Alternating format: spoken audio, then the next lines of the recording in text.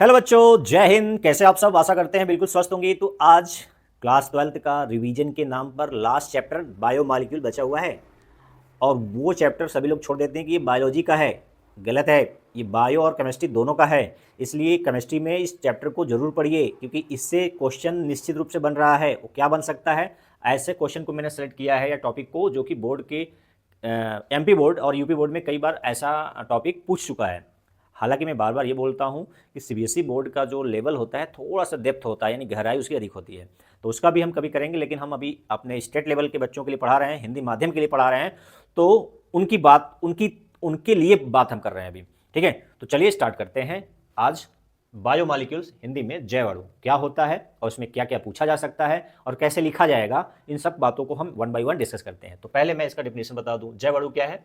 ऐसे अणु जो जीवित कोशिका में पाए जाते हैं और जीवन को चलाने के लिए आवश्यक होते हैं। जीवित कोशिका में पाए जाते हैं और उनको चलाने में मददगार होते हैं। तो क्या क्या है आप मुझे बताइए। आप पढ़ते आए हैं कि पौष्टिक आहार, यानी पोषक तत्व पढ़े हैं ना? किस नाम से जानते हैं? तो जानते हैं कार्बोहाइड्रेट, मैं उसको सी लिख रहा हूँ, प्रोटीन, विटामिन्स, ठीक है, न्यूक्लिक एसिड, फिर फैट या ऑयल, इसके अलावा 1 2 3 4 5, ठीक है। इसके अलावा क्या हो गया?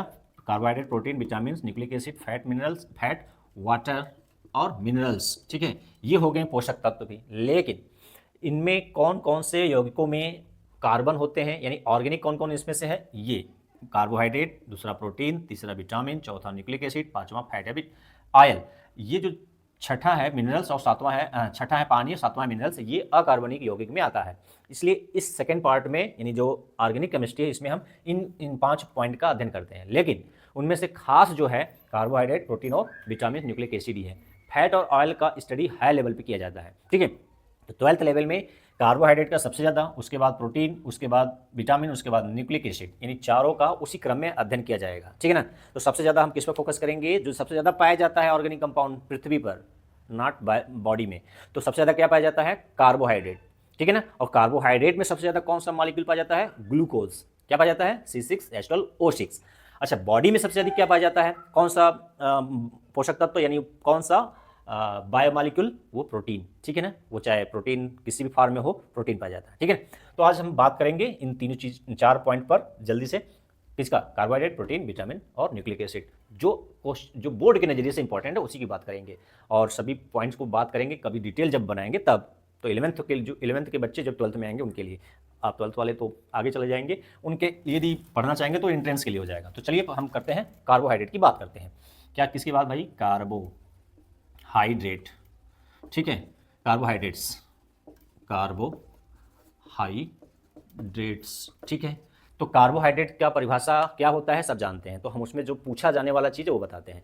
हालांकि जल्दी से मैं बता देता हूँ, बोल के निकल जाऊंगा, कि ऐसे कंपाउंड जो कायरल कार्बन के साथ साथ पॉलीहाइड्रॉक्सी एल्डिहाइड अथवा कीटोन होते हैं। कायरल कार्बन के साथ पॉलीहाइड्रॉक्सी एल्डिहाइड अथवा कीटोन होते हैं, या जल अपघटन पर ऐसे ऐसे अणु प्राप्त होते हैं। कैसा? कायरल कार्बन युक्त पॉलीहाइड्रॉक्सी एल्डिहाइड अथवा कीटोन, तो उनको बोलते हैं कार्बोहाइड्रेट, ठीक है ना। अब उसके एग्जाम्पल में बहुत सारे एग्जाम्पल आप लिख सकते हैं, ग्लूकोज से लेकर जितना आपको याद है, glucose, fructose, maltose, lactose, sucrose, ठीक है, गैलेक्टोज, ग्लाइकोजन, स्टार्च, ये सब क्या है? कार्बोहाइड्रेट के उदाहरण हैं। अब उसका सरलीकरण करने के लिए आपसे पूछता है मोनोसेकेराइड के जो उनके संरचना है, सिंपल ओपन चेन और हार्वर्ड संरचना, उससे कभी कभी क्वेश्चन पूछता है, या ग्लूकोज का ग्लाइकोसिडिक बॉन्ड पूछता है। तो मैंने टॉपिक को क्या कर लिया, लिख लिया है कि क्या क्या पूछ सकता है आपसे। तो वन बाय वन डिस्कस करेंगे। तो कार्बोहाइड्रेट का मैं जल्दी से सरलीकरण बता देता हूँ, और कभी कभी कैरेक्टरिस्टिक पूछता है मोनोसेकेराइड के या ओलिगोसेकेराइड के, पॉलीसेकेराइड के, तो आप बता पाएँ। तो चलिए, तो कार्बोहाइड्रेट के को जल अपघटन के आधार पर, जल अपघटन के आधार पर 3 क्लास में डिवाइड किया गया। पहला वो जिसका जल अपघटन होता ही नहीं है, मोनोसेकेराइड, सेकेराइड्स, जिसका जल अपघटन नहीं होता, जल अपघटन होता ही नहीं है। ये सबसे सरल कार्बोहाइड्रेट होते हैं। क्या होते हैं? सबसे सरल कार्बोहाइड्रेट होते हैं जिनका जल अपघटन नहीं होता है। पहले विशेषता। दूसरा, ये जल में घुलनशील होते हैं, जल में क्या होते हैं? घुल जाते हैं, घुलनशील होते हैं। तीसरा, स्वाद में मीठे होते हैं, स्वाद में क्या होते हैं? मिठास होती है भाई, मीठे होते हैं। चौथा, उदाहरण इसका लिख लीजिए, ग्लूकोज, फ्रक्टोज, राइबोज, ये सब क्या है, गैलेक्टोज, ठीक है, ये सब किसके उदाहरण हैं, मोनोसैकेराइड के, ठीक, इसकी विशेषता हो गई। अब दूसरा है ओलिगोसैकेराइड, दूसरा क्या है भाई, ओलिगो, ठीक है, ओलिगोसैकेराइड। तो ऐसे कार्बोहाइड्रेट जिसका जल अपघटन कराने पर मोनोसैकेराइड के 2 से लेकर 10 तक अणु या यूनिट प्राप्त होते हैं। तो मोनोसैकेराइड के कितने अणु मिल सकते हैं, 2 से लेकर 10 तक मोनोसैकेराइड के यदि अणु प्राप्त होते हैं, क्या कराने पर, जल अपघटन कराने पर, तो इसको क्या कहते हैं, ओलिगोसैकेराइड, ठीक है ना, ओलिगोसैकेराइड। अब इसकी विशेषता, पहली विशेषता, ये जल अपघटन इनका होता है। दूसरी, ये जल में घुलनशील होते हैं, स्वाद में मीठे होते हैं। उदाहरण की बात कर लेते हैं, चौथा पॉइंट, उदाहरण। उदाहरण में आप लिख सकते हैं सुक्रोज यानी चीनी, जिसको हम लोग शक्कर बोल सकते हैं अपने भाषा में, सुक्रोज कहिए, सुक्रोज कहिए, सुक्रोज, लैक्टोज, ठीक है, दूध की शर्करा लैक्टोज, और माल्टोज, अनाज की शर्करा, याद रखिए सुक्रोज को गन्ने की शर्करा, और लैक्टोज को दूध की शर्करा, और माल्टोज को अनाज की शर्करा कहते हैं। एक नंबर का यह याद कर लीजिए। ये सब ओलिगोसैकेराइड के अंतर्गत डाइसैकेराइड है। क्यों? क्योंकि इनका जल अपघटन कराएंगे तो इनमें 2 मोनोमर मिलेंगे, 2 मोनोसैकेराइड मिलेंगे। वो किस किस तरह के होंगे, वो डिपेंड करता है कि किसका करा रहे हैं। सुक्रोज कराएं तो ग्लूकोज फ्रक्टोज मिलेगा, लैक्टोज कराएंगे तो ग्लूकोज मिलेगा, सॉरी, लैक्टोज में गैलेक्टोज और ग्लूकोज मिलेगा, ध्यान रखिएगा। लैक्टोज का कराएंगे यदि जल अपघटन तो गैलेक्टोज और ग्लूकोज, ठीक है, और लैक्टोज कराने पर दोनों मॉलिक्यूल ग्लूकोज का, सुक्रोज से कराने पर क्या मिलेगा, ग्लूकोज और फ्रक्टोज। तो ये एक नंबर का क्वेश्चन है, याद रख लीजिएगा। आगे पॉलीसैकेराइड की बात करते हैं। किसकी? पॉलीसैकेराइड। क्या होते हैं पॉलीसैकेराइड? वो कार्बोहाइड्रेट होते हैं जिनका जल अपघटन कराने पर 10 से अधिक, जल अपघटन कराने पर क्या मिलेगा, देखिए किसके आधार बांटा गया, जल अपघटन के आधार पर 10 से अधिक मोनोसैकेराइड मिलेंगे। कौन सा मिलेंगे? मोनोसैकेराइड के 10 से अधिक, चाहे 100, 1000, लाख भी मिल सकते हैं। तो जल अपघटन होता है भाई, पहला एग्जाम्पल, जल अपघटन होता है। दूसरा, जल में क्या होते हैं, जल में अघुलनशील होते हैं, नहीं घुलते। तीसरा पॉइंट, स्वाद में मीठे भी नहीं होते, हालांकि जब नहीं होते तो विशेषता तो है नहीं, लेकिन हम तुलना कर रहे हैं तब बात कर रहे हैं, ठीक है। चौथा पॉइंट, इसके एग्जाम्पल की बात कर लेते हैं। एग्जाम्पल में क्या क्या है, स्टार्च, जिसको आप क्या बोलते हैं, मंड बोलते हैं, प्लांट स्टार्च किसको बोलते हैं, मंड को या स्टार्च, ठीक है, और एनिमल स्टार्च ग्लाइकोजन को बोलते हैं। तो दूसरा एग्जाम्पल ग्लाइकोजन हो गया भाई, ग्लाइकोजन, ठीक है। और तीसरा काइटिन, जो कीटो का पंख होता है वो काइटिन पॉलीसैकेराइड है। तो ये एग्जांपल है पॉलीसैकेराइड के। अब बात करते हैं ग्लूकोज की कुछ खास कैरेक्टरिस्टिक प्रॉपर्टीज के बारे में, उसकी संरचना, ओपेन और हावर्थ संरचना बनाएंगे, और उसके बाद सुक्रोज का ग्लाइकोसिडिक बांड पढ़ेंगे। ग्लाइकोसिडिक बांड क्या होता है, तो चलिए स्ट्रक्चर बनाते हैं। और कुछ प्रमाणीकरण पूछ लेता है कि ग्लूकोज में 6 कार्बन होते हैं, और ग्लूकोज ब्रोमीन के साथ क्रिया कराने पर क्या बनता है, नाइट्रिक एसिड के साथ क्रिया कराने पर क्या बनता है, ये कुछ रिएक्शन भी पूछ लेता है, तो उसको भी देख लीजिए, क्योंकि सरल चीज़ें हैं वो सब, ठीक है। और इसके बाद इसमें डिटेल पढ़ेंगे तो और भी बहुत कुछ चीज़ें हैं, लेकिन समय नहीं है। समय जब था तब आपको पढ़ना था, हालांकि अभी भी पढ़ रहे हैं, आप ही पढ़ रहे हैं, तब पढ़ें या अब पढ़ें, लेकिन एग्जाम के समय तो ज़्यादा कंसंट्रेट होकर पढ़ते होंगे आप, ठीक है ना। तो कंसंट्रेशन डायलूट की जगह पर कंसंट्रेट इस समय आप होंगे। उस समय कितने थे, डायलूट थे, वेरी वेरी डायलूट थे। अब कितने कंसंट्रेट है, हाईली कंसंट्रेटेड है। तो चलिए कंसंट्रेशन को और आगे बढ़ाते हैं, और हम ग्लूकोज के प्रमाणीकरण की बात करते हैं। कि ग्लूकोज का पहले संरचना बना देते हैं भाई, कि ये C6H12O6, इसका ओपन स्ट्रक्चर क्या होगा, C डबल बॉन्ड OH, यानी एल्डिहाइडिक ग्रुप है, 6 कार्बन होता है, 6 कार्बन चेन में है, कि ओपन साइक्लिक है, दोनों होता है ये, OH, यहाँ H, OH, OH, OH, H, H, H, इधर H, इधर OH, इधर H। तो नंबरिंग करेंगे, इससे क्या क्या क्वेश्चन कर सकता है, ध्यान दीजिएगा। ये 1 कार्बन जो फंक्शनल कार्बन है उसका मेन वो C1 है, यानी पहला कार्बन पर एल्डिहाइडिक समूह रखा हुआ है, ठीक है। इसके अलावा 2, 3, 4, 5, 6 कार्बन हो गया। और ये पॉलीहाइड्रॉक्सी क्यों नाम दिया गया भाई, 1 OH, 2 OH, 3 OH, 4 OH, 5 OH है, तो एक से अधिक OH को पॉलीहाइड्रॉक्सी। एल्डिहाइडिक ग्रुप रखा है, या कीटोन युक्त यौगिक क्या होते हैं, कार्बोहाइड्रेट होते हैं। इसके साथ साथ इसमें एक शब्द बोला गया था, कायरल कार्बन। कायरल का मतलब जिसकी संयोजकता चारों क्या हो, अलग अलग हो। तो इसमें क्या क्वेश्चन अगला सकता है कि कितने कायरल कार्बन है, तो ये कितने कायरल कार्बन है भाई, 4, एक तीसरा वाला, चौथा वाला, पांचवा वाला और दूसरा वाला। तो 1, 2, 3, 4, तो कायरल कार्बन की संख्या कितनी है, 4। तो कितने ऑप्टिकल आइसोमर बन सकते हैं भाई, तो फार्मूला क्या है, कायरल कार्बन की संख्या का क्या कर दीजिए, स्क्वायर कर दीजिए। तो यहाँ इसका ऑप्टिकल आइसोमेरिज्म की क्या है, उसका फार्मूला है, तो n स्क्वायर कर देना है। तो n बराबर कितना है, 4, तो 4 का स्क्वायर करेंगे, कितने संभव आइसोमर बन सकते हैं इसके, 16 आइसोमर बन सकते हैं, ठीक है ना। ये फार्मूला हो गया ऑप्टिकल आइसोमेरिज्म निकालने के लिए, संख्या n स्क्वायर, n जहाँ क्या है, कायरल कार्बन की संख्या। तो एक साथ कितना को हो रहा है, ग्लूकोज का लीनियर स्ट्रक्चर है, इसमें एल्डिहाइडिक समूह है, ठीक है। अब इसका कायरल कार्बन की संख्या पूछ सकता है। अब ये प्रूव करना है कि इसमें 5 एल्कोहलिक ग्रुप, हाइड्रोक्सी ग्रुप है, एक एल्डिहाइडिक ग्रुप है, वो टर्मिनल पर है, इस तरह से। लेकिन हम केवल जो खास पॉइंट है उसी की बात कर रहे हैं कि इसमें 6 कार्बन, इसको प्रमाण करने के लिए इससे क्या किया जाता है, इसको HI के साथ क्या करा दिया जाए, रिएक्शन करा दिया जाए हाइड्रोजन आयोडाइड के साथ। तो क्या बन जाता है भाई, CH3, CH2, CH2, CH2, CH2 और CH3, 1 2 3 4 5 6। यदि हेक्सेन बन गया, क्या बन गया, हेक्सेन। हेक्सेन का बनना ये बताता है कि इसमें 6 कार्बन होते हैं, ये प्रमाणीकरण हो जाता है। तो ये क्वेश्चन आ सकता है कि आप कैसे सिद्ध करेंगे कि ग्लूकोज में 6 कार्बन होता है। तो HI से क्रिया करा दीजिए, यदि हेक्सेन बन गया तो कहेंगे कि 6 कार्बन का एल्केन बन रहा है, इसलिए इसमें 6 कार्बन होता है, ठीक है ना। अब दूसरा, ब्रोमीन को इसके साथ क्रिया कराएंगे, किसके साथ, ग्लूकोज का, किसके साथ, ब्रोमीन वाटर के साथ। देखिए इस चीज़ को मैं उधर लिखना चाहिए था, लेकिन आप इतने समझदार हैं कि इसको इधर मानेंगे, इसको प्रोडक्ट को उधर की जगह इधर मैं लिख रहा हूँ तो उसको समझ जाएंगे, ठीक है, ठीक है ना। इस चीज़ को आप उल्टा पढ़ लेंगे, ठीक है। तो ब्रोमीन के साथ यदि अभी क्रिया कराते हैं तो क्या बन जाएगा भाई, जो एल्डिहाइडिक समूह है वो किस में बदल जाएगा, COOH में। क्या किस में बदल जाएगा, COOH में, और सब एज इट इज रहेगा, ठीक है ना। CHOH, यहाँ H, यहाँ तीसरा कार्बन कहाँ होता है, OH बाएं साइड, और सब कहाँ होता है, दाहिने साइड, ठीक है, सब दाहिने साइड होता है, और तीसरा कार्बन का OH किधर होता है, बाएं साइड। तो ये कौन सा बन गया, ग्लूकोनिक एसिड बन जाता है। क्या बन जाता है, ग्लूकोनिक एसिड। ग्लूकोनिक अम्ल का बनना ये दर्शाता है कि इसमें एक एल्डिहाइडिक समूह होता है जो ऑक्सीकृत होता है। ये ब्रोमीन वाटर से क्या हो जाता है, एल्डिहाइडिक इसमें बदल गया कार्बोक्सिलिक समूह में। तो ये प्रूव करता है कि इसमें एक एल्डिहाइडिक समूह है, वो भी किनारे है, ठीक है ना। यदि इसको आप ब्रोमीन के साथ न कराकर नाइट्रिक एसिड प्रबल ऑक्सीकारक के साथ करा देते हैं तो क्या बन जाएगा, सैक्रिक एसिड। यानी ब्रोमीन के साथ तो ग्लूकोनिक एसिड, लेकिन नाइट्रिक एसिड के साथ ये तो जबरदस्त प्रबल ऑक्सीकारक है, तो ग्लूकोनिक में एक कार्बोक्सिलिक समूह, जबकि नाइट्रिक एसिड जो एल्कोहलिक टर्मिनल एल्कोहल है उसको भी क्या कर देता है, ऑक्सीकृत कर देता है। तो ये क्या मिल जाता है, 2 कार्बोक्सिलिक समूह, टर्मिनल कार्बन दोनों ही ऑक्सीकृत, एल्डिहाइड है तो भी ऑक्सीकृत होगा, एल्कोहल है तो भी ऑक्सीकृत होगा। तो क्या बनाएगा भाई, ग्लूकोनिक एसिड की जगह सैक्रिक एसिड, क्या बनाएगा, सैक्रिक एसिड बनाएगा। इससे सिद्ध होता है इसमें टर्मिनल यानी प्राइमरी एल्कोहल भी एक होता है, एल्डिहाइडिक समूह भी होता है, ये सिद्ध हो गया। चलिए ये ग्लूकोज के क्या हो गया, कुछ प्रमाणीकरण हो गया। कार्बन 6 होता है और टर्मिनल एल्डिहाइडिक समूह होता है, टर्मिनल एल्कोहलिक समूह होता है। इसके अलावा पेंटा हाइड्रोक्सी भी होता है, वो एस्टिक एनहाइड्राइड से क्रिया करेंगे तो हो जाएगा, लेकिन उसको हम नहीं देखेंगे, आप देख लीजिएगा। अब इसके हावर्थ संरचना यानी एनोमर क्या होते हैं, अल्फा बीटा ग्लूकोज होता है ना, alpha D, alpha beta D, तो ये क्या होता है, एनोमर्स क्या होते हैं। तो जो फंक्शनल कार्बन का OH का ओरिएंटेशन डिफरेंट होता है, तो डिफरेंट किस आधार पर, हावर्थ संरचना में। साइक्लिक जब संरचना बनाएंगे तो उसको बोलते हैं हावर्थ संरचना, उस आधार पर हम अल्फा बीटा बता पाएंगे। तो ठीक है, उसका देख लेते हैं साइक्लिक संरचना इसका। ये तो लीनियर स्ट्रक्चर था, साइक्लिक संरचना को किसने प्रदर्शित किया था पहले, हावर्थ ने। तो इसको कैसे बनाते हैं, देखिए सरल सा, एक लाइन खींचिए, ऑक्सीजन दे दीजिए और फिर बेंजीन जैसा एक स्ट्रक्चर बनाइए, ठीक है, बेंजीन नहीं, बेंजीन जैसा मैं बोल रहा हूँ, ठीक है, ऐसा बना लीजिए।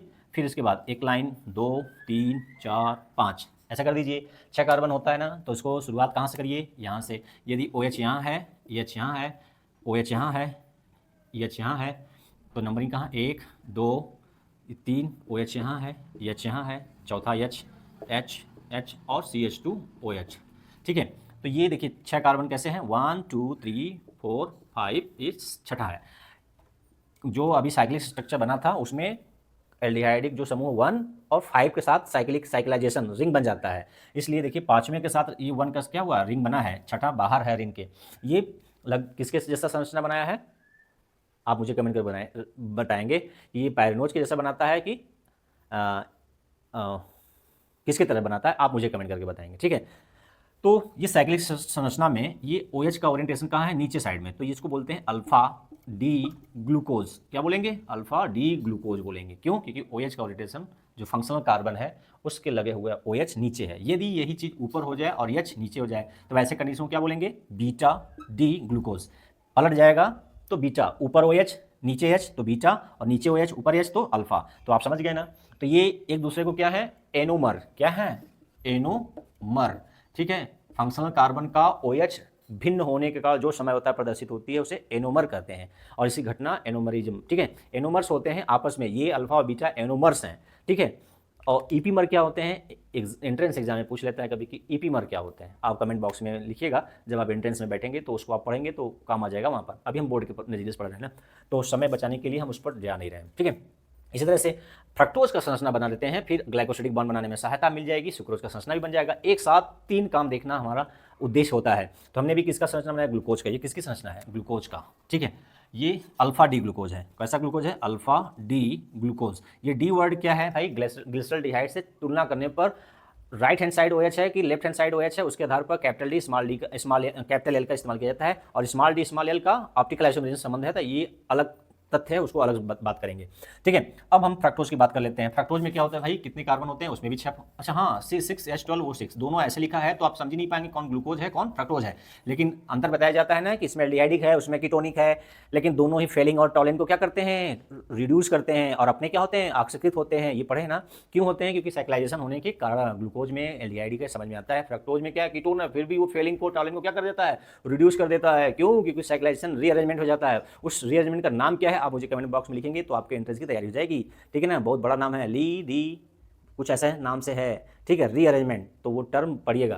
तो इसका पहले लीनियर स्ट्रक्चर बनाते हैं, तो पहले लीनियर स्ट्रक्चर बनाते हैं फ्रक्टोज का, फिर साइक्लिक स्ट्रक्चर बनाते हैं, फिर दोनों को जोड़ते हैं, जिसको ग्लाइकोसिडिक बॉन्ड से हम बताएंगे कि ग्लाइकोसिडिक बॉन्ड से जुड़ा होता है वो किसका होगा? सुक्रोज का, यानी चीनी का स्ट्रक्चर होगा। पहले लीनियर स्ट्रक्चर किसका? ये ग्लूकोज है, ये फ्रक्टोज है। तो स्ट्रक्चर में क्या बनाएंगे? 6 कार्बन पहले बनाएंगे। ठीक है, क्योंकि C6H6O6, तो यहाँ पर क्या होगा? CH2OH। दूसरे कार्बन पर क्या होगा? C डबल बॉन्ड हो, यानी कीटोन ग्रुप है। फिर ये तीसरा कार्बन का OH भी किधर है? बाएं साइड है। ठीक है, चौथे का OH, पाँचवें का OH दाहिने साइड। ठीक है, ये हो गया भाई फ्रक्टोज। ठीक है, ये हो गया फ्रक्टोज। फ्रक्टोज, अच्छा इसको किस नाम से जानते हैं? हनी शुगर, क्योंकि हनी में, शहद में सबसे ज़्यादा मात्रा किसकी होती है? फ्रक्टोज की। और ग्लूकोज को क्या बोलते हैं? ग्रेप शुगर, क्योंकि ग्लूकोज अंगूर में सबसे ज़्यादा पाया जाता है, इसलिए इसको ग्रेप शुगर। और लैक्टोज को मिल्क शुगर, माल्टोज को अनाज की शुगर, ठीक है, और सुक्रोज को केन शुगर या गन्ने की शर्करा बोलते हैं। इसको हनी शुगर, फ्रूट शुगर। सबसे प्राकृतिक कार्बोहाइड्रेट में सबसे मीठा जो कार्बोहाइड्रेट होता है प्राकृतिक रूप से मैं बोल रहा हूँ, फ्रक्टोज होता है। क्या होता है? फ्रक्टोज। कहाँ पाया जाता है? फलों में। सबसे अधिक किसमें पाया जाता है? शहद में। ठीक है ना। चलिए, अब इसका लीनियर स्ट्रक्चर के बाद अब इसका साइक्लिक स्ट्रक्चर यानी हार्वर्थ संरचना बनाते हैं, फिर दोनों को जोड़ देंगे, सुक्रोज बन जाएगा, क्योंकि ग्लाइकोसिडिक बॉन्ड बनेगा तो सुक्रोज बनेगा। तो चलिए इसका, तो ये कितने मेंबर रिंग होता है? 5 मेंबर। ये कितने मेंबर रिंग होता है? 6। तो इसका जो 2 है किसके साथ? 5वें कार्बन के साथ। 1 2 3 4 5 6, तो 2 और 5 के बीच रिंग बनेगा। तो बनाइए, यहाँ बना रहे हैं। अच्छा, ये क्या है? अल्फा डी ग्लूकोज है। अब ये जो इसका चीनी में जो होता है बीटा डी फ्रक्टोज होता है। क्या होता है? बीटा डी फ्रक्टोज, यानी इसका हम OH किधर बनाएंगे? नीचे की तरफ। ठीक है ना। पहले इसका संरचना बनाते हैं, समझ में आ रहा है? अब इसको हम खींचते हैं कुछ इस तरह से कि 1 2 3 4। अब यहाँ पर OH कहाँ रहेगा? इसका ऊपर रहेगा। ये क्या रहेगा? CH2OH, पहला वाला कार्बन ये है, ये दूसरा कार्बन है, तीसरा कार्बन का OH, ये H, चौथे कार्बन का OH नीचे है, H ऊपर है, ये 5वां कार्बन, फिर ये क्या है? CH2OH। ठीक है, CH2OH। तो ये हो गया भाई फ्रक्टोज का लीनियर स्ट्रक्चर। अब ये फ्रक्टोज, ये ग्लूकोज, तो चीनी में क्या होता है? 1 मोल ग्लूकोज 1 मोल फ्रक्टोज, दोनों मिलते हैं, ग्लाइकोसिडिक बॉन्ड से जुड़ते हैं तो चीनी बनता है। तो इसका OH, इसका H, चाहे इसका OH चाहे इसका H, समझाने के लिए बता रहा हूँ। ठीक है, मैग्नीशियम नहीं, तो इसका OH निकाल दीजिए, इसका H निकाल दीजिए, तो ये निकलेगा और क्या बन जाएगा? पानी बन के निकल जाएगा। तो बचेगा क्या इन दोनों के बीच में? एक ऑक्सीजन। ठीक है, इन दोनों के बीच बचा क्या है? O। तो O को यहाँ बता देते हैं और डॉट डॉट करके यहाँ पर इनको जोड़ देते हैं। तो ये जो संरचना है, अच्छा पहले ये जान लीजिए कि क्या है? ये बीटा डी फ्रक्टोज है, क्योंकि OH कहाँ था? ऊपर था। ये जो लिंक हो रहा है, दोनों मोनोसैकेराइड जुड़ रहे हैं, किसके थ्रू जुड़ रहे हैं? ऑक्सीजन के द्वारा जुड़ रहे हैं। तो ये जो बॉन्डिंग है, इस लिंक को, इस बॉन्ड को क्या बोलते हैं? क्या बोलते हैं? ग्लाइकोसिडिक बॉन्ड या ग्लाइकोसिडिक लिंकेज। तो जो 2 मोनोमर ऑक्सीजन के द्वारा या नाइट्रोजन के द्वारा या अदर एलिमेंट्स या सल्फर के द्वारा जुड़ते हैं, तो उस बॉन्ड को, उस लिंक को ग्लाइकोसिडिक लिंक या लिंकेज या बॉन्ड कहते हैं। तो यहाँ पर किसके द्वारा जुड़ रहा है? ऑक्सीजन के द्वारा 2 मोनोसैकेराइड जुड़ रहे हैं, तो इसको बोलते हैं ग्लाइकोसिडिक बॉन्ड या ग्लाइकोसिडिक लिंकेज। ये क्या है? अल्फा, ये क्या है? बीटा। तो इसको बोल सकते हैं, इसका कौन सा कार्बन यूज हुआ है? C1, इसका C2। तो इसका शुद्ध रूप से क्या बोल सकते हैं? थोड़ा लीनियर स्ट्रक्चर मिटा रहा हूँ और समझाने के लिए क्लियर बना रहा हूँ। तो क्या लिख सकते हैं? पूछा गया है, कई बार पूछा गया है, इसको बोलते हैं C1 C2 अल्फा। इसका C1 का कौन सा यूज हुआ है? अल्फा। इस और फ्रक्टोज का बीटा, और क्या नाम हो गया? Glycosidic bond. ठीक है, शुद्ध रूप से ये क्या हो गया? सुक्रोज में किस प्रकार का ग्लाइकोसिडिक बॉन्ड पाया जाता है? अल्फा बीटा ग्लाइकोसिडिक बॉन्ड या C1 C2 alpha beta glycosidic bond. ठीक है ना, ये हो गया उसका पूरा नाम, समझ गए? ये जब जुड़े रहते हैं तो इसको बोलते हैं सुक्रोज, यानी गन्ने की शर्करा, यानी सिर्फ चीनी बोल सकते हैं। समझ में आया? चीनी जैसा मिठास लग रहा है ना। चलिए, अब बात कर लेते हैं ग्लाइकोसिडिक बॉन्ड, आपको पता हो गया। अब आगे बात करते हैं ग्लाइकोसिडिक बॉन्ड रिएक्शन हो गया। अब प्रोटीन की बात कर लेते हैं। हालांकि अभी एक रिड्यूसिंग और नॉन रिड्यूसिंग की बात कर लेते हैं। अभी मैं जो संरचना बनाया उसमें कभी कभी आपसे माल्टोज के बारे में और लैक्टोज के बारे में पूछ लेता है, तो कौन रिड्यूसिंग कौन नॉन रिड्यूसिंग है, कौन से उनके यूनिट्स बनेंगे जल अपघटन के बाद, वो भी पूछता है। तो याद रखिए रिड्यूसिंग का मतलब क्या है। रिड्यूसिंग शुगर, इंग्लिश में बोल रहा हूँ, हिंदी में क्या है, अपचयी शर्करा। अपचयी शर्करा क्या होता है, शर्करा। तो जो फेलिंग सोल्यूशन ए, चाहे ए और बी दोनों को, तो फेलिंग सोल्यूशन ए और बी को या टॉलेंस रिएजेंट, उनको क्या कर देता है, अपचयित करता है। वो कार्बोहाइड्रेट होते हैं, कार्बोहाइड्रेट ऐसे होंगे जो इनको या टॉलेन को क्या कर देते हैं, अपचयित कर देते हैं। उसको क्या बोलते हैं, अपचयी शर्करा कहलाते हैं। तो कौन कौन अपचयी शर्करा है भाई, कौन कौन है अपचयी शर्करा में, कौन कौन है, माल्टोज है और लैक्टोज है, माल्टोज है और लैक्टोज है। कौन नहीं है, तो कौन नहीं है भाई, सुक्रोज, चीनी, सुक्रोज। सुक्रोज जो है वो अपचयी शर्करा नहीं है। क्यों नहीं है, तो आप बोलेंगे इसका जो ग्लाइकोसिडिक बॉन्ड है ना, C1C2 जो फंक्शनल कार्बन है, वो ग्लाइकोसिडिक बॉन्ड में क्या है, बीजी है, ग्लाइकोसाइड बॉन्ड में क्या है, व्यस्त है। जबकि इनके माल्टोज और लैक्टोज के ग्लाइकोसिडिक बॉन्ड में दोनों क्रियात्मक समूह के कार्बन बीजी नहीं है, अलग अलग। इसमें क्या होता है बॉन्ड,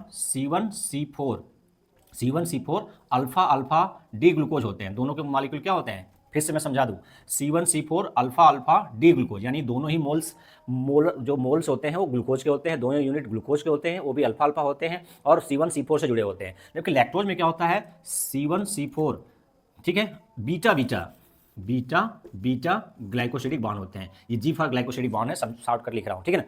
तो इसमें भी क्या है, इसका जो फंक्शनल कार्बन है, एक कार्बन ग्लूकोज का फ्री होता है, इसमें भी एक फंक्शनल ग्लूकोज का फ्री होता है। इसकी वजह से वो रिड्यूस कर सकता है। लेकिन आपने अभी देखा ना कि चीनी में फ्रक्टोज का भी कीटोनिक समूह और ग्लूकोज का एल्डिहाइडिक समूह दोनों ही ग्लाइकोसिडिक में क्या था, इन्वॉल्व था, इसलिए वो नॉन रिड्यूसिंग शुगर है।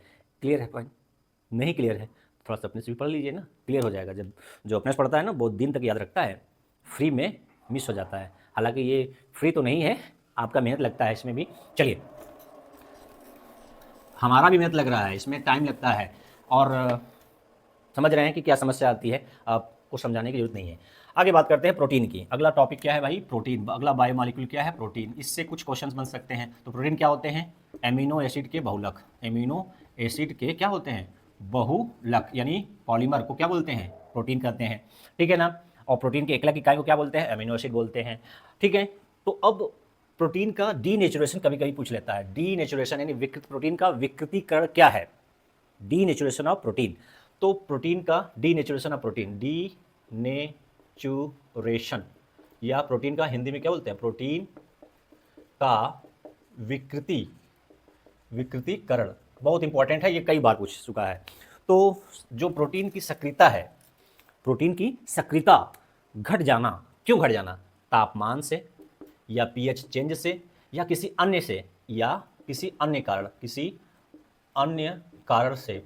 मेन तो दो फैक्टर, तापमान या पीएच, रासायनिक परिवर्तन में पीएच अम्ल होगा या क्षार होगा, तापमान परिवर्तन से, अन्य कारण से प्रोटीन की सक्रियता, जैविक सक्रियता घट जाना। सक्रियता में कौन सा सक्रियता, जैविक, बायोलॉजिकल एक्टिविटी, जैविक सक्रियता का घट जाना क्या कहलाता है, डीनेचुरेशन या प्रोटीन का विकृतीकरण कहलाता है।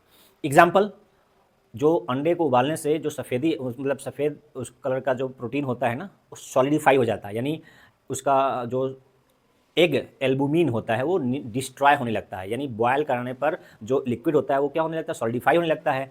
क्यों होने लगता है भाई, वो डीनेचर हो रहा है। क्यों हो रहा है, ताप बढ़ा रहे हो तो उसका प्रोटीन क्या हो रहा है, डिस्ट्रॉय हो रहा है, एक्टिविटी उसकी खत्म हो रही है। उस तरह से दूध का फटना, पीएच मान क्या हो रहा है, घट रहा है, तो खट्टा हो रहा है, दूध का खट्टा हो जाना, दही में परिवर्तन हो जाना, ये क्या है, उसकी एक्टिविटी धीरे धीरे कम हो रही है, ठीक है। तो पीएच मान चेंज होने से या ताप में परिवर्तन होने से प्रोटीन का एक्टिविटी डिस्ट्रॉय या नष्ट होना क्या कहलाता है, प्रोटीन का विकृतीकरण। एग्जाम्पल में आप लिख सकते हैं, अंडे को उबालने से विकृतीकरण हुआ है, या दूध के फटने से, यानी कुछ देर रखते हैं तो क्या हो, खट्टा स्वाद क्या होता है, खट्टा हो जाता है, पीएच मान घट जाता है, यानी अम्लीय ज़्यादा हो जाता है, तो पीने लायक नहीं हो जाता है, पीने लायक नहीं रह जाता है, ठीक है। ये विकृतीकरण से पूछता है, उदाहरण के साथ पूछता है। और क्यों होता है, क्योंकि हाइड्रोजन आबंध जो होता है ना, वो मतलब डिस्टर्ब हो जाता है, उसमें हाइड्रोजन बॉन्ड क्या होता है, डिस्टर्ब होता है। इसलिए क्वेश्चन है कि अंडे को उबालने पर उसका जो पानी है वो कहाँ चला जाता है, जबकि अंडा बॉयल करने पे फटता नहीं है, कभी कभी फटता है कभी कभी नहीं फटता, तो उसका पानी जो है कहाँ चला जाता है। तो आप बोल सकते हैं कि जब डीनेचुरेशन यानी प्रोटीन का विकृतीकरण हो रहा है तो उसका हाइड्रोजन बॉन्ड तितर बितर हो जाता है, डिस्टर्ब हो जाता है, इस उसमें इन्वॉल्व हो जाता है। इतना बता सकते हैं कि हाइड्रोजन बॉन्ड पानी उसका जो है हाइड्रोजन बॉन्ड में हाइड्रोजन बॉन्ड को तोड़ने या जोड़ने या विकृतीकरण डिस्टर्ब होने में सम्मिलित हो जाता है। सीधा बात, हाइड्रोजन बॉन्ड डिस्टर्ब होने में सम्मिलित हो जाता है, ठीक है ना। तो ये हो गया भाई प्रोटीन का डीनेचुरेशन। अब प्रोटीन के प्रकार कभी कभी पूछ लेता है, गोलाकार प्रोटीन और फाइब्रस प्रोटीन, ग्लोबुलर प्रोटीन और फाइब्रस प्रोटीन के एग्जाम्पल पूछ लेता है, कई बार सीबीएसई बोर्ड में पूछा गया है। तो ग्लोबुलर प्रोटीन क्या होता है भाई, गोलाकार या ग्लोब्यूलर, इसी को क्या बोलते हैं, गोलाकार प्रोटीन, गोलाकार प्रोटीन। तो इसकी विशेषता पूछता है, उसका एग्जाम्पल पूछता है। तो ये क्या होता है भाई, जल में घुलनशील होता है, जल में घुल जाता है, घुलनशील होता है। और इसका उदाहरण याद रखिए, उदाहरण में इंसुलिन हार्मोन्स है, इंसुलिन जो कि कहाँ से सेक्रेट होता है, बायोलॉजी वाले कमेंट बॉक्स में लिखेंगे इंसुलिन कहाँ से साबित होता है। और इंसुलिन और एल्बुमिन, मैं ग्लोब्यूलिन एल्बुमिन, ठीक है, एक एल्बुमिन, ये क्या है, किसके उदाहरण है, ग्लोबुलर प्रोटीन के। और दूसरा फाइब्रस या रेशेदार प्रोटीन, रेशेदार, इसी को क्या बोलते हैं, फाइब्रस प्रोटीन क्या होता है, ये जल में अघुलनशील, जल में अघुलनशील होता है, यानी घुलता नहीं है। उदाहरण में क्या लिखेंगे, उदाहरण में जो आपका कीरेटिन है, कीरेटिन कहाँ पाया जाता है, बाल और नाखून में, ठीक है ना, बाल और नाखून में। और दूसरा एग्जाम्पल है मायोसिन कहाँ पाया जाता है, मसल्स में, मांसपेशियों में, ठीक है, ये एग्जाम्पल हो गया, ठीक है। तो ये भी एग्जाम्पल पूछ लेता है ग्लोबुलर और रेशेदार। एक बात और ध्यान देना है कि जब प्रोटीन का विकृतीकरण होता है तो उसमें द्वितीयक संरचना और तृतीयक संरचना, प्रोटीन की प्राइमरी, सेकेंडरी, टर्सरी संरचना होती है ना, क्वार्टरनरी तक होती है। तो उसमें प्राइमरी स्ट्रक्चर यानी प्राइमरी जो प्राथमिक संरचना होती है वो अपरिवर्तित रहती है, जबकि द्वितीयक और तृतीयक संरचना बदल जाती है। कई बार पूछा है कि विकृतीकरण के दौरान अंडे में जो उसका प्रोटीन है डीनेचुरेशन होता है, जब उसको उबालते हैं तो प्राइमरी स्ट्रक्चर उसका रिटेन रहता है, यानी बना रहता है, अपरिवर्तित रहता है, जबकि द्वितीयक और तृतीयक डिस्ट्रॉय नष्ट होता जाता है, ठीक है ना, याद रखेंगे इसको। आगे बात करते हैं ज्यूटेराइन की, अमीनो एसिड की पहले बात कर लेते हैं, फिर उसके बाद ज्यूटेराइन की बात कर लेते हैं। प्रोटीन का एकला की कहीं क्या है, एमिनो एसिड है। एमिनो एसिड कितने प्रकार के होते हैं, 2 प्रकार के होते हैं, कौन कौन, आवश्यक और अनावश्यक, एसेंशियल और नॉन एसेंशियल। कितने होते हैं एसेंशियल, 10, और कितने होते हैं नॉन एसेंशियल, 10। तो टोटल कितने हो गए, 20। तो 10 आवश्यक है जिसको हमें लेना ही पड़ेगा, और 10 ऐसे हैं जो हमारे शरीर में बनेगा। तो जो हमारे शरीर में बनेगा उसको आवश्यक नहीं है तो उसको बोलते हैं अनावश्यक, और जिसको लेना पड़ेगा भोजन से उसको बोलते हैं आवश्यक, ठीक है ना। अब कौन कौन से हैं उदाहरण किताब में है, ठीक है ना, उसको जैसे याद करना हो उससे याद करिए। और सबसे पहला एमिनो एसिड क्या है, ऑप्टिकल एक्टिव वाला, प्राथमिक सबसे सिंपलेस्ट क्या है, ग्लाइसिन। क्या स्ट्रक्चर होगा भाई, इधर R, इधर C डबल बॉन्ड OH, इधर NH2, ठीक है, इधर H, यदि दोनों तरफ H हो जाए तो ये क्या है, सबसे सिंपलेस्ट एमिनो एसिड हो जाएगा ग्लाइसिन। क्या नाम है, ग्लाइसिन, सबसे सिंपलेस्ट। और इसका ये कार्बन क्या है, कायरल है, क्योंकि ये चारों संयोजकताएं अलग अलग है। तो सब यदि जनरल लिखना चाहेंगे तो R, तो ये जनरल फार्मूला हो गया किसका, एमिनो एसिड का। यदि ये R की जगह H रख देंगे तो ये ग्लाइसिन कहलाएगा, ठीक है ना, तो हम ग्लाइसिन रख ही देते हैं इसको, ठीक है, ये ग्लाइसिन है। अब ये जनरल संरचना याद रखना है कि इसमें कार्बोक्सिलिक समूह भी होता है और अमीनो समूह भी होता है। अमीनो समूह, तो ये कार्बोक्सिलिक क्या होता है, अम्लीय गुण रखेगा, और ये क्या रखेगा, क्षारीय गुण रखेगा। तो जब दोनों बराबर होगा, NH2 और कार्बोक्सिलिक समूह की संख्या क्या होगी, बराबर होगी, तो ये क्या होगा, उदासीन होगा भाई। एमिनो एसिड कैसा होगा, उदासीन होगा, ठीक है ना। और जब बराबर है, और जब NH2 की संख्या क्या हो, किससे बड़ा ज़्यादा हो, कार्बोक्सिलिक समूह से क्या हो, ज़्यादा हो, तो वो क्या होगा, अम्ल ज़्यादा है कौन, तो अमीनो एसिड ज़्यादा है तो क्षारीय होगा, क्योंकि क्षारीय गुण ज़्यादा होगा। यदि कार्बोक्सिलिक ग्रुप ज़्यादा हो गया संख्या इससे, एमिनो एसिड से, अमीनो समूह से, तो ये क्या होगा, अम्लीय होगा। तो एमिनो एसिड उसके गुणधर्म मतलब पीएच मान के आधार पर कितने प्रकार के होते हैं, 3। उदासीन, जब NH2 और CO कार्बोक्सिलिक ग्रुप समूह बराबर होते हैं। जब NH2 ज़्यादा होगा क्षारीय, कार्बोक्सिलिक समूह ज़्यादा होगा अम्लीय, ठीक है ना। ये किसके आधार पर क्लासिफाई किया गया है, पीएच के आधार पर, ठीक है, या अम्लीय है कि क्षारीय है कि उदासीन है। अब ज्यूटेराइन की मैं बात कर रहा था, कई बार पूछा है ज्यूटेराइन क्या होता है, उसकी संरचना बनाइए। तो ज्यूटेराइन क्या है, किसकी बात कर रहे हैं, ज्यूटेराइन, ठीक है, हिंदी में भी लिख दें ज्यूटेराइन।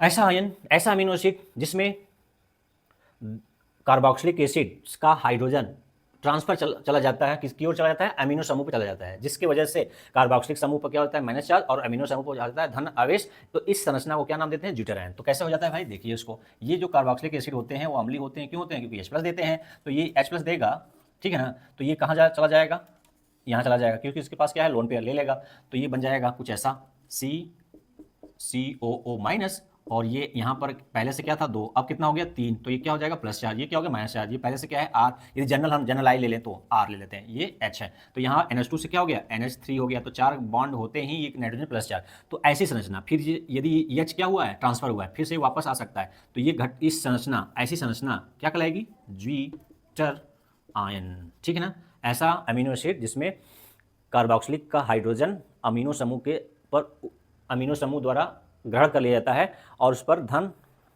अमीनो समूह पर धन और कार्बोक्सिलिक समूह पर ऋण आवेश उत्पन्न हो जाता है। तो ऐसे संरचना को क्या बोलते हैं, ज्विटर आयन, ठीक है। हो गया ज्विटर आयन, संरचना बना दीजिएगा, नहीं समझ में आएगा तो आपको पूरा नंबर मिलेगा, ठीक है। आगे ये हो गया अमीनो एसिड के बारे में, अमीनो एसिड के बारे में हो गया। अब किसकी बात कर लेते हैं भाई, अमीनो एसिड के बाद है एक का एंजाइम। आगे क्या है, विटामिन्स। विटामिन्स को आपको सेल्फ स्टडी करना पड़ेगा, क्योंकि बिना विटामिन्स के हमारा जो स्वास्थ्य है वो गड़बड़ हो जाता है, चाहे बालों का झड़ना, चाहे स्किन का झुर्री पड़ना, चाहे आंखों से दिखाई देना, तो चाहे घाव का देर से भरना, हड्डियां कमजोर होना, ब्लड का थक्का न जमना, ये सब विटामिन्स का वहाँ रोल है। वो कौन कौन से विटामिन्स हैं, क्या क्या रोल निभाते हैं, कहाँ कहाँ से मिलते हैं, क्या खाने से क्या मिलेगा, कैसे हम स्वस्थ रहेंगे, ये थोड़ा सा आप भी खुद जागरूक होकर उसको उपयोग करिए। गाजर खाइए, आँख की रोशनी बढ़ाना, क्योंकि मोबाइल अब ज़्यादा, हम भी ज़्यादा चलाने लगे हैं, क्योंकि मुझे अपलोड करना होता है वीडियो, इसलिए ज़्यादा देखना पड़ता है। हाँ, अनावश्यक नहीं देखता हूँ, कोशिश करता हूँ कि कम से कम एंटरटेनमेंट करूँ। मोबाइल पर एंटरटेन कम से कम, काम के लिए हम यूज करते हैं, ठीक है। आप भी काम के लिए यूज कर सकते हैं, लेकिन लिमिटेड, इक्विलिब्रियम में होना चाहिए, बहुत ज़्यादा नहीं, कम चलेगा, ज़्यादा नहीं चलेगा। चलिए आगे बात करते हैं, एंजाइम क्या होता है। एंजाइम, एंजाइम को क्या बोलते हैं, जैव उत्प्रेरक। क्या बोलते हैं, उत्प्रेरक। जैव उत्प्रेरक क्या होते हैं, ऐसा पदार्थ, नाइट्रोजन युक्त पदार्थ, कार्बनिक, नाइट्रोजन युक्त कार्बनिक पदार्थ जो जीवित कोशिकाओं में उत्प्रेरक का कार्य करते हैं, उसे एंजाइम कहते हैं। फिर से सुन लीजिए, नाइट्रोजन युक्त कार्बनिक पदार्थ जो कि जीवित कोशिकाओं में उत्प्रेरक का कार्य करते हैं, उसे एंजाइम कहते हैं। और नाइट्रोजन युक्त क्यों कर रहा हूं, क्योंकि प्रोटीन होते हैं, एक्चुअली में एंजाइम क्या होते हैं, प्रोटीन होते हैं। तो नाइट्रोजन युक्त हाई मॉलिक्यूलर वेट वाले कंपाउंड होते हैं, उच्च अणुभार वाले नाइट्रोजन युक्त कंपाउंड जो कि जीवित कोशिकाओं में उत्प्रेरक का काम कर देते हैं, उसे बायोकैटलिस्ट या एंजाइम करते हैं। कुछ एंजाइम के नाम पूछेगा, जैसे मान लीजिए आपको माल्टोज है, रोटी में माल्टोज होता है ना, उसको पचाना है, किसमें, माल्टोज में क्या होता है, ग्लूकोज होता है, तो कौन सा एंजाइम लगेगा, माल्टेज।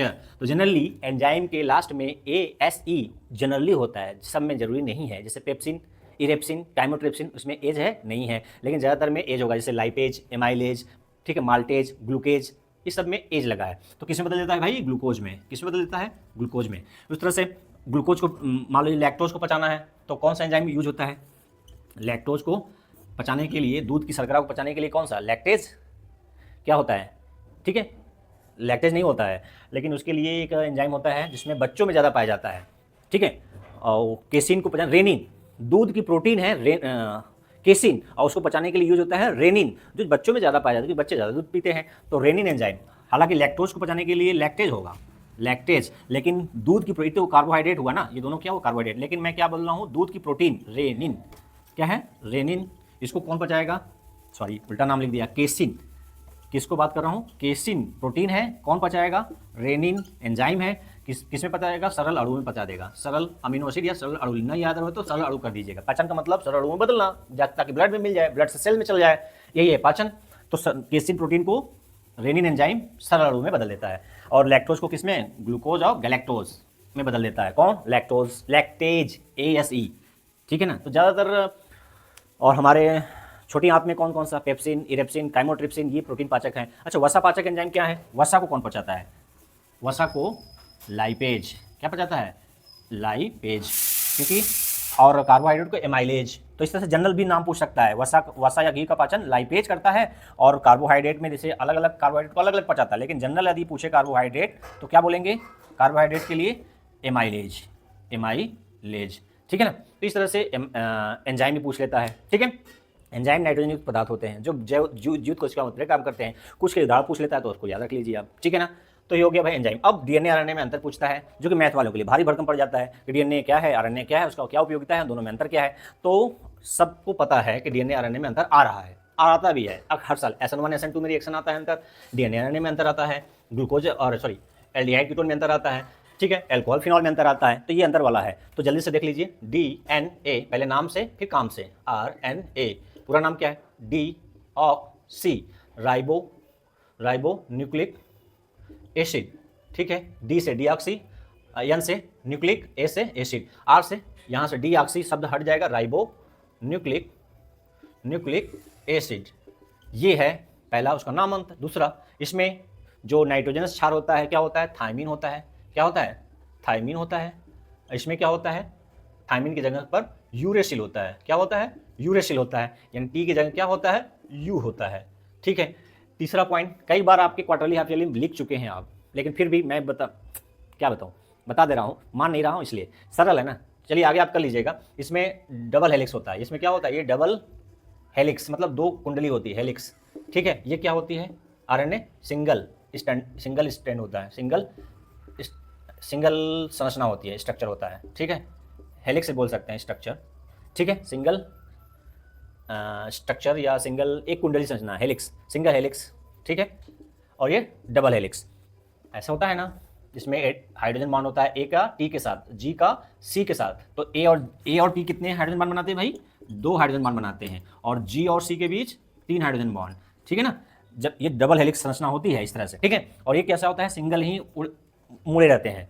तो ये 3 अंतर हो गया। चौथा, ये क्या होता है, ये हेरिटेंस यानी आनुवंशिक कैरेक्टर को, आनुवंशिक लक्षणों को एक पीढ़ी से दूसरी पीढ़ी में ले जाता है। ये कुछ वायरस को छोड़कर ये प्रोटीन निर्माण में सहायक होता है। ये आनुवंशिक पदार्थ है, ये कुछ वायरस को छोड़ दिया जाए तो ये प्रोटीन निर्माण में सहायक होता है, मैसेंजर का काम करता है, ठीक है। 4 अंतर समझ में आ गया।